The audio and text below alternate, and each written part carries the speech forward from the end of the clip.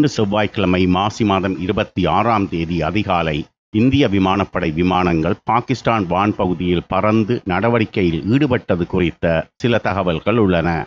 இந்திய விமானங்கள் பாகிஸ்தானுக்குள் பறந்தது நிஜம். இது பாகிஸ்தான் தரப்பாலும் உறுதி செய்யப்பட்டுள்ளது. பாகிஸ்தான் வான் பகுதியில் இந்திய விமானப்படை விமானங்கள் பறந்ததை பாகிஸ்தான் பாதுகாப்பு படைகளின் ISPR எனப்படும் இன்டர் சர்வீஸ் பப்ளிக் ரிலேஷன் சார்பில் அதன் director general major general Asif Ghafoor உறுதி செய்துள்ளார். இந்திய வான் பகுதியில் இன்று அதிகாலையில் விமானப்படை விமானங்களின் நடமாட்டங்கள் பதிவாகியுள்ளன. மொத்தம் 14 விமானங்களின் நடமாட்டங்கள் உள்ளன. இவற்றில் 12 விமானங்கள் தான் பாகிஸ்தானுக்குள் நிஜ நடவடிக்கையில் ஈடுபட்டன. ஒரு விமானம் உளவு பார்க்கும் விமானம். ஒரு விமானம் இந்திய வான் பகுதியில் சுற்றி கொண்டே இருந்தது. அது வானில் வைத்து எரிபொருள் நிரப்பும் விமானம்.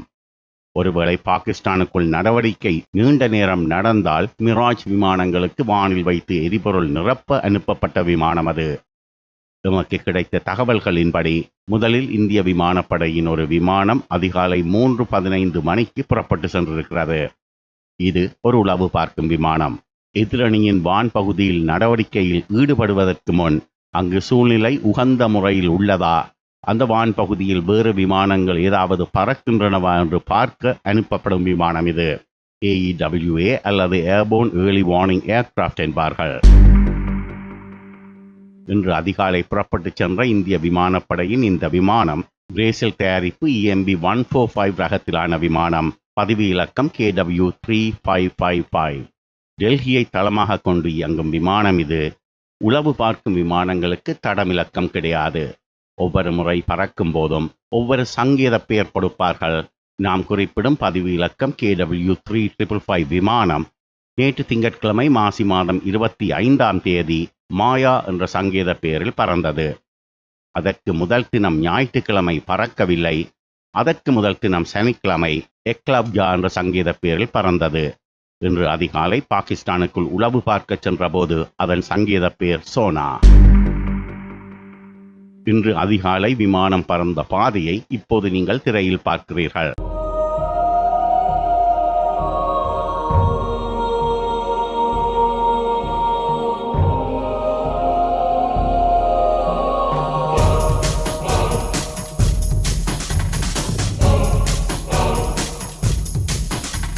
டெல்லியிலிருந்து இந்த விமானம் வடமேற்கே பறந்து மிகச் சுலபமாக பாகிஸ்தான் எல்லைக்குள் சென்றிருக்க முடியும். ஆனால் விமானத்தை ட்ராக் பண்ண முடியாமல் இருப்பதற்காக முதலில் வடக்கே பறந்திருக்கிறார்கள்.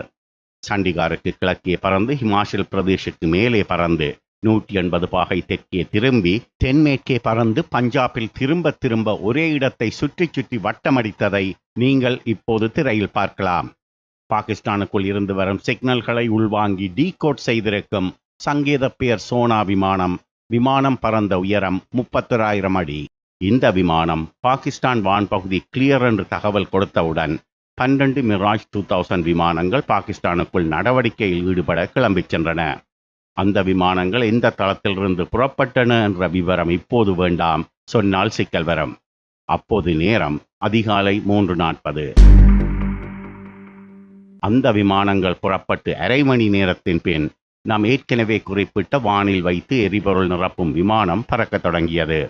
அது ஒரு ரஷ்ய தயாரிப்பு IL-78 MKI ரக விமானம். அது ஆக்ரா விமானத்தளத்திலிருந்து புறப்பட்டது. விமானத்தின் பதிவு இலக்கம் RK3451. அது அதிக தொலைவு பறக்கவில்லை. இப்போது நீங்கள் திரையில் பார்க்கும் விதத்தில் தான் 20,000 அடி உயரத்தில் அதன் பறத்தல் இருந்தது. டெல்லிக்கு மேலும் ஹரியானாவுக்கு மேலும் சுற்றி கொண்டிருந்தது.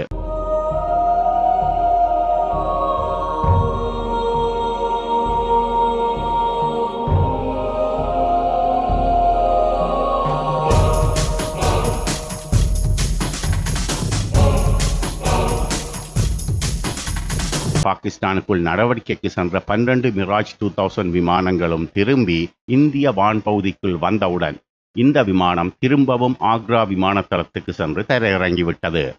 வானில் வைத்து எரிபொருள் நிரப்ப வேண்டிய தேவை ஏற்படவில்லை.